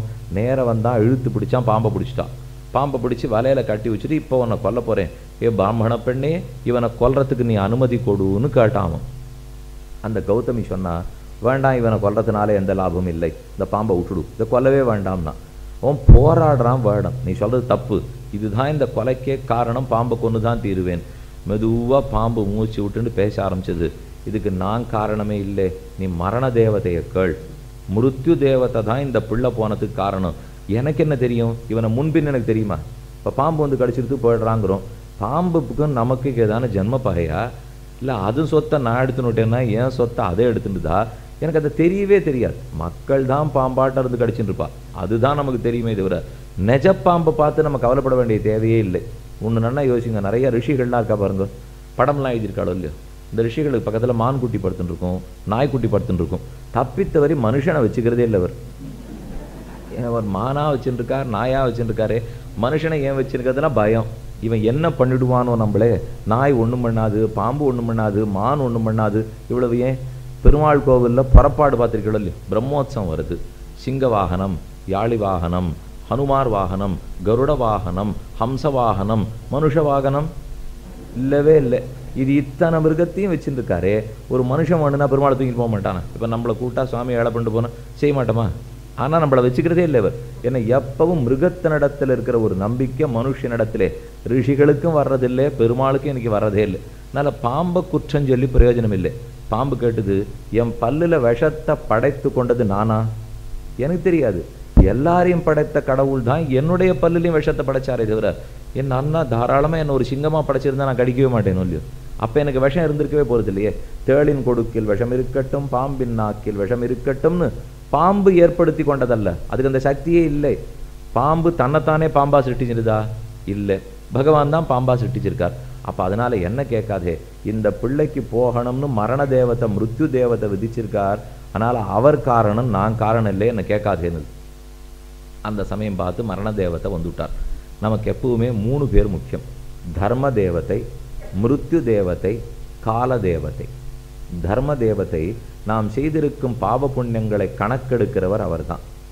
மிருத்யு தேவதை என்னுடைய மிருத்யு மரணம் ஏற்படுத்தப்படுவது அவரால் தான். கால தேவதை அந்த மரணம் எப்போது ஏற்பட வேண்டும்ங்கிற காலத்தை கணிக்கிறது அவர்தான். அப்போ மரணத்தின் காலத்தை குறிப்பது கால தேவதை, மரணத்தை ஏற்படுத்துவது மிருத்யு தேவதை. அந்த மரணம் ஏற்பட்ட பிற்பாடு இவனுடைய பாவ புண்ணியங்களை கொண்டு என்ன அனுபவிக்கணும் அப்படிங்கிற முடிவெடுக்கிறது தர்ம தேவதை. அப்போ தர்ம தேவதை, மிருத்யு தேவதை, கால தேவதை 3 பேர் இல்லையோ. பாம்பு முதல்ல சொல்லுது, நீ மிருத்யு தேவதையை தான் கேட்கணும், என்ன கேட்காதே. அந்த சமயம் பார்த்து தேவத்தை வந்துட்டு என்னை எதுக்கு குற்றம் கண்டுபிடிக்கிறப்போ, நானும் பரதந்திரன், சுதந்திரன் அல்லன், நானா என் இச்சப்படி முடிவெடுக்கலே. கால தேவத்தை பார்த்து இவன் நேரம் முடிஞ்சு போச்சு, உயிரெடுன்னு சொல்லிட்டு நான் எடுத்தேன். அப்போ நீ கால தேவதையை கேட்டுக்கணுமே இதுவரை என்ன கேட்கக்கூடாது. சரி, நல்ல வேளை அந்த சமயம் பார்த்து கால தேவதை வந்து சேர்ந்தார். அவரை பார்த்து வேடன் பிடிச்சு விட்டான். அப்போ நீ தானே காரணம், நீ தூண்டித்தான் எல்லாம், உலகமே காலத்தினால தான் ஓடுறது, நீ தான் குற்றவாளி. இன்னொரு வேடன் கால தேவதையை பிடிச்சிருந்தான். அவன் இப்போ இன்னொருத்தர கை காட்டணும் இல்லையோ, ரொம்ப சாமர்த்தியம். ஏன்னா இப்படியே போயிட்டே இருந்தா கடைசியில் யார் தலையில் போய் கை வைக்கிறதுன்னு தெரியணுமே. பராசர பட்டர்னு ஒரு ஆச்சாரியர் இருந்தார். அவர் வேடிக்கையாக ஒரு கதை சொல்லுவார். போம் பழியெல்லாம் அமணன் தலையோடே போம் என்னொரு கதையை வேடிக்கைக்காக மட்டும் சொல்கிறேன், இன்னொன்றும் ஜாக்கிரதைப்படுத்துகிறேன். வேடிக்கைக்காக சொல்லியிருக்கிற விஷயம்லாம் நீங்கள் வீட்டில் போய் அசை போட ஆரம்பிக்கிறச்சே அது மட்டும்தான் ஞாபகம் வரும். நான் வேற 1.5 மணி நாள் கருத்து சொல்லியிருக்கோம் இல்லையோ, அது அங்கே போனால் ஞாபகமே வராது. ஓ, அந்த கதை நன்னா ஞாபகம் இருக்குது, ஆனால் அந்த கதை எதுக்கு சொன்னார்னு கேட்டால் அது ஞாபகமே இல்லாத போடும். தயவுசெய்து அந்த மாதிரி ஞாபகம் வச்சுன்னு போகாதீங்க. எந்த கருத்து வேணுமோ அதை மட்டும் நினைவில் கொள்க. ஒருத்தி அவனுக்கு கணவன். அந்த கணவன் திருடன் கண்ணக்கோல் வச்சு திருடுறதுக்காக ஒரு வீட்டுக்கு போனான். அந்த சுவர் ஈரச்சவர். இவன் கண்ணக்கோல் வைக்கச்சே ஈரச்சவர் இடிஞ்சு விழுந்துடுத்து அவனுக்கு உயிர் படுத்து. உடனே மனைவிக்கு கோபம். நேராக ராஜாவினிடத்தில் போனால் புகார் பண்ணிவிட்டா. ராஜா திருடனை கூட்டின்னு வர சொல்லி விசாரிக்கணும்னா அவனுக்கு தான் பிராணனே படுத்து. ஆரையுமே கூட்டு விசாரிக்கிறது. இவன் ஏன் திருட போனான்னு ராஜா கேட்கவே இல்லை. இந்த பைத்தியம் என்ன பண்ணார், ராஜா அவர் பார்த்து, இந்த மாதிரி இவன் விழுந்து இறந்து போனதுக்கு யார் காரணம்? கொத்தனார் தான் காரணம். ஏன்னா சோபர் ஈரமாக இருந்து சொல்லு. அதனால் அவரை போய் பிடிச்சின்வான்னு கூண்டு வர சொன்னால் கொத்தனார் இழுத்துன்னு வந்தா. கொத்தனார் சொன்னால் எனக்கு தெரியாது, சித்தாள் தான் குடத்தில் தண்ணீர் கொண்டு வைப்போ, இன்றைக்கி என்னமோ தண்ணீர் அதிகமாக இருந்தது, கலவை ஈரமாக போச்சு, அதனால் சோபர் ஈரமாக போச்சு, எனக்கு தெரியாது. சரி போய் சித்தாளை கூட்டின்னு வா. அவள் தானே தண்ணீர் அதிகமாக கூட்டினான்னா அவளை கூட்டின்னு வந்தா. அவள் சொன்னா எனக்கு தினப்படி ஒரு குடம் கொடுப்பா. இனி கொடுத்த குடம் பெருசாக இருந்தது, அதனால் தண்ணீர் நான் கூட எடுத்துன்னு வந்துட்டேன். குயவனை கேளுன்னுட்டா அவள். சரின்னு போய் குயவனை பிடிச்சின்னு வந்தா. குயவன், நீ ஏன் மண்பானை இன்னைக்கு பெருசாக பண்ணேன்னா, நான் மண்பானை பிடிச்சுட்டே இருக்கிறச்சே வாசல்ல ஆர்வத்தி போனா, ஏன் இந்த வழியாக இவ இப்போ போகிறான்னு நினச்சின்னு அவளை பார்த்தேன், என்னையே அறியாமல் பானை பெருசாக போச்சு. அதனால் நீ வேணா அவளை கூட்டு கேட்டுக்கோன்னா. சரின்னு ராஜா அவளை கூட்டு வர சொன்னான். அவள் சொன்னா, என் துணி எல்லாத்தையும் வெளுக்கிறதுக்கு வேணான்ட்ட கொடுத்துருந்தேன், அவன் 9 மணிக்கு துணியை திருப்பி தரேன்னு சொல்லியிருந்தான். 10 ஆச்சு 11 ஆச்சு, துணியை வெளுத்து திரும்பி வரவே இல்லை. ஏன்னு காவேரி கரையில் போய் கேட்கறதுக்காக நான் போனேன் அப்படின்னு அவள் சொன்னான். சரி வண்ணானை பிடிச்சின்னு வான்னா. அவன் தான் காரணம்னு அவனை கூட்டா. நான் எப்பவும் துவைக்கிறதுக்கு 8 மணிக்கு போவேன், துவைக்க போனேன். அந்த இடத்துல ஒரு சன்னியாசி உட்காண்டிருந்தார். துவைக்கிற தண்ணீர் அவர் பேரில் தெளிக்கக்கூடாதே, அவர் நகரட்டும்னு காத்துன்னு இருந்தேன். அவர் 10 மணி வரைக்கும் நகரவே இல்லை, அதனால தான் எனக்கு நேரம். என்ன கேட்காதே, அங்கே உட்காண்டதும் சன்னியாசியை கேளுந்தான். சரின்னு அவரையும் போய் கூட்டின்னு வந்தா. அவர் மௌன சன்னியாசி, அவர் வாயை திறந்து பதில் சொல்லவே மாட்டார். ராஜா கூப்பிட்டு, நீ ஏன் இந்த மாதிரி பண்ணேன்னா அவர் பதிலே சொல்லலையோ இல்லையோ, இவர் தலையை வெட்டுடுன்னுட்டான் ராஜா. எங்க ஆரம்பிச்ச கதை கடைசியில் எங்க கொண்டு போய் முடிஞ்சு போச்சு. இப்போ தொடங்கினது கண்ணக்கோல் வச்சவன் பேர்ல தப்பு, அதை விட்டுட்டு அடுத்தடுத்தடுத்து எங்கேயோ கொண்டு போய் விட்டுட்டோம்னா போம் பழியெல்லாம் அமணன் தலையோட போம். எங்கேயோ பண்ண குற்றம் யார் தலையிலையோ போய் விடிஞ்சிருத்தோ இல்லையோ. எதுக்காக இப்போ சொல்ல வந்தேன்னா, அதை போல ஒத்தத்தரம் அடுத்தடுத்த ஆளை கை காமிச்சிட்டார். பாம்பை பிடிச்சா மிருத்யுனுது, மிருத்யுவை பிடிச்சா காலன் உடுத்து. இப்போ காலன் யாரை கை காட்டணும்? அவன் ரொம்ப சுலபமாக யார் மரணம் அடைந்தானோ அவனே காரணம் விட்டான். நம்ம வேற யாரையும் கை காட்டுறதா இல்லை. என்னத்துக்கு எங்கேயோ சுற்றி சுற்றி போறீள், இவன் காரணமா அவன் காரணமானா, போனவன் தான் காரணம். அவன் ஏன் மறித்தான்ங்கிறதுக்கு மற்றொரு இடத்துல காரணத்தை தேடாதே, அவனிடத்திலேயே காரணத்தை தேடு. ஏன்னால் ஒரு காரணம் யாரிடத்தில் உள்ளதோ காரியம் அங்கேயே தான் விளைய வேண்டும். இந்த ரெண்டும் ரொம்ப நெருக்கமான தொடர்பு. காரணம் காரியம். என்னுடைய வயிற்றுக்கு அஜீர்ண வியாதி, அப்போ யார் மருந்து சாப்பிட்டா சரியாக போகும்? எனக்கு அஜீர்ணம்னு சொன்னால் நான் மருந்து சாப்பிட்டா தான் என் வியாதி சரியாக போகும். காரணமும் எங்கிட்ட தான் இருக்கணும், காரியமும் எங்கிட்ட தான் இருக்கணும். நான் மருந்து சாப்பிட்றது காரணம், வியாதி சரியாக போகிறது காரியம். இந்த காரணம் ஒருத்தர் இடத்துலையும் காரியம் இன்னொருத்தர் இடத்துலையும் இருந்தால் உலகத்தில் பெருங்குழப்பம் மிஞ்சும். ஏன்னா எனக்கு பசிக்கச்செல்லாம் நீங்கள் சாப்பிட்ணும், உங்களுக்கு வயத்து வரி தான் நான் மருந்து சாப்பிட்ணும், நீங்கள் நிறையா மதிப்பெண் வாங்கணும்னா நான் படிக்கணும், நான் தூங்கிட்டே இருக்கணும்னா நீங்கள் ஒழுங்காக அதுக்கு கொரட்டை விடணும். இத்தனையும் நடக்கும். அதனால் ஒருத்தர் இடத்துல காரணம் இன்னொருத்தர் இடத்துல காரியம் இருக்கவே முடியாது. காரணம் இருக்கும் இடத்தில் தான் காரியம் இருக்க வேண்டும். எனக்கு பசிச்சா நான் சாப்பிட்டா தான் பசி தீரும், எனக்கு உடம்பு சரியில்லைன்னா நான் மருந்து சாப்பிட்டா தான் உடம்பு சரியாக போகும். ஆகையாலே ஒருத்தர் துர்மரணம் அடைகிறார்னு சொன்னால் அது காரியம். அதற்கு எது காரணம்ங்கிறத அவர்கிட்ட தேடணுமா இன்னொருத்தர் இடத்துல தேடணுமா? இப்போ இத்தனை நாடி சொல்லச்சே சிரிப்பாக இருந்தது இல்லையோ, அதே போல தான் இதுவும். நான் கஷ்டப்படுறேன்னு சொன்னால் அதுக்கு இன்னொருத்தர் இடத்துலையா காரணம் தேடணும்? நான் சுகமாக இருக்கேன்னு சொன்னால் அதுக்கு மற்றொரு இடத்துல காரணம் தேட முடியுமா? எங்கிட்ட தான் தேடணும். அப்போ நான் செய்தது ஏதோதான் என் இன்பத்துக்கும் துன்பத்துக்கும் காரணம், மற்றொன்று காரணமாக போறதில்லை. இதைத்தான் காலதேவன் கடைசியா சொல்லி சமாதானப்படுத்தி, ஆக நீ செய்வதற்கு நீயேதான் காரணம் என்று அவன் சொல்லி முடிச்சுட்டான். ஸ்லோகத்தை சொல்றேன், கருத்தை மட்டும் வாங்கிக்கோங்க. என்ன அவர் சொல்லி முடிச்சுட்டார். இந்த கதையை பீஷ்மர் தர்மபுத்திரன் இடத்துல சொல்லிட்டு, ஆக நீ செயலுக்கு காரணமே கிடையாது, நீ கவலைப்படவே வேண்டாம்னார். ரெண்டும் ஒத்து வருதா பாருங்க. காலதேவன் சொல்லி முடிச்சிருக்கிறது உத்தொத்தனுடைய செயலுக்கு அவனவன்தான் காரணம், ஆகையாலே அந்த பாலகனுடைய துர்மரணத்துக்கு அவன் செயலே காரணம் சொல்லி முடிச்சுட்டார். அந்த கதையை தர்மபுத்திரன் இடத்துல பீஷ்மாச்சாரியரை சொல்லிட்டு, ஆகையாலே இத்தனை பேரை கொன்னத்துக்கு நீ காரணம் இல்லை அப்படின்னு முடிச்சுட்டார். என்னன்னு முடிச்சிருக்கணும். ஆகையாலே நீ இத்தனை பேரை கொன்னத்துக்கு நீ தான் காரணம்னு சொல்லியிருக்கணுமே தவிர, சுவாமி என்ன சொல்கிற கதை ஒன்றா இருக்குது, கடைசியில் வர்ற கருத்து இன்னொன்னா இருக்கே, இந்த சந்தேகம் எப்படி போகிறதுன்னு கதையினுடைய கடைசியில் பார்ப்போம். கதையை முதல்ல சொல்லிடுறேன். இப்போ கதையினுடைய கடைசிக்கு போனால் அவர் எப்படி இந்த சந்தேகத்தை போக்குறாருன்னு பார்த்துடலாம்.